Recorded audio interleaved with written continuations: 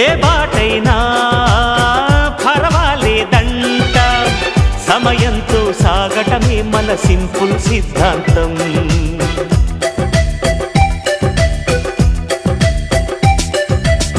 చిరుగాలికి పరిమళమిచ్చే సిరిమల్లెల వనమై ఉందాం, గగనాన్ని నేలను కలిపే హరివిల్లుల బంతెన అవుదాం.